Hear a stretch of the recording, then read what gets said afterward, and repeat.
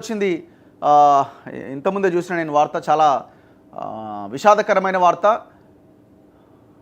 రామోజీరావు గారు ఈనాడు పత్రిక అండ్ మొత్తం రామోజీ ఫిలిం సిటీ ఈనాడు అధినేత రామోజీరావు గారు ఆయన అస్వస్థతకు గురై ప్రాణాలు కోల్పోయారు. ఇవాళ ఉదయం 3:45 అరౌండ్ 4 o'clock ఆయన ప్రాణాలు ఆయన తుదిశ్వాస విడిచినట్టుగా మనకు తెలుస్తూ ఉన్నది. వాళ్ళకి సంబంధించిన ఈనాడు వెబ్సైట్లో కూడా ఈ వార్త ఉన్నది. రామోజీరావు అస్తమయం. ఈనాడు గ్రూప్ సంస్థల చైర్మన్ రామోజీరావు కన్నుమూత. ఈనాడు గ్రూప్ సంస్థల చైర్మన్ చెరుకూరి రామోజీరావు, ఆయన వయస్సు 88 సంవత్సరాలు, కన్నుమూశారు, చనిపోయారు. ఈ నెల 5వ తేదీన ఆయనకు శ్వాస తీసుకోవడంలో ఇబ్బందులు ఎదురవడంతో హైదరాబాద్లోని ఒక ఆసుపత్రిలో చేర్చారు. అక్కడ చికిత్స పొందుతూ ఆయన శనివారం తెల్లవారుజామున 4:50 తుది శ్వాస విడిచారు.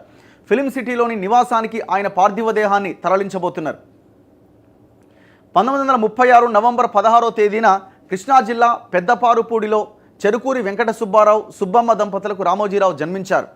అక్కలు రాజ్యలక్ష్మి, రంగనాయకమ్మ తర్వాత ఆయన జన్మించారు. కుటుంబ సభ్యులు రామోజీకి తాతయ్య రామయ్య పేరు పెట్టారు. బడిలో మాస్టర్కు తన పేరు రామోజీరావు అని చెప్పి తన పేరును తనే పెట్టుకున్నాడట. చిన్నప్పటి నుంచే విలక్షణ సృజనాత్మకత ఉన్న వ్యక్తి ఆయన. ఈనాడు దినపత్రికను ప్రారంభించి తెలుగునాట సంచలనం సృష్టించారు.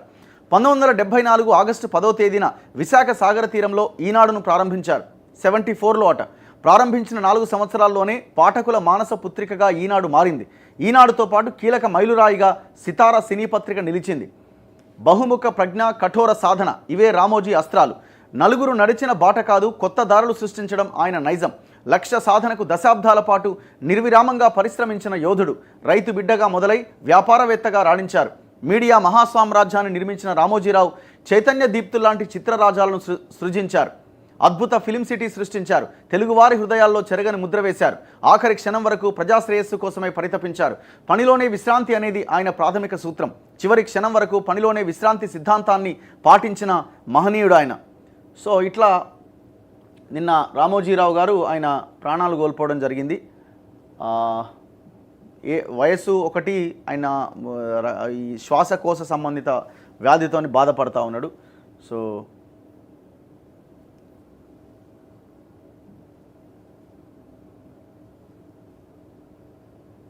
యా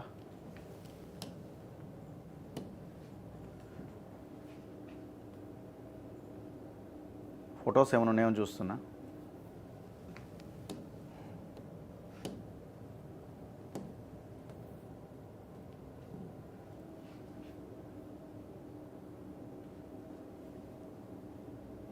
సో చాలామంది రెస్పాండ్ అయినట్టున్నారు. ఎవరికి తలవంచని మేరు పర్వతం దివికేగింది చిరంజీవి. రామోజీరావు అస్తమయంపై సినీ నటుడు చిరంజీవి దిగ్భ్రాంతి.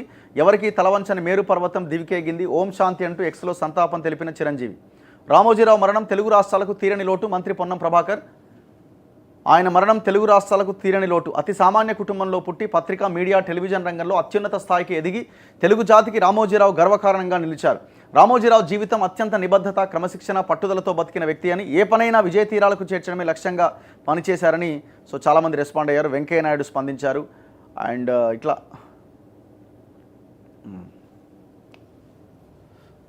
చలో నెక్స్ట్ ఇక ఈనాడులో మిగతా వార్తల విషయానికి వద్దాం.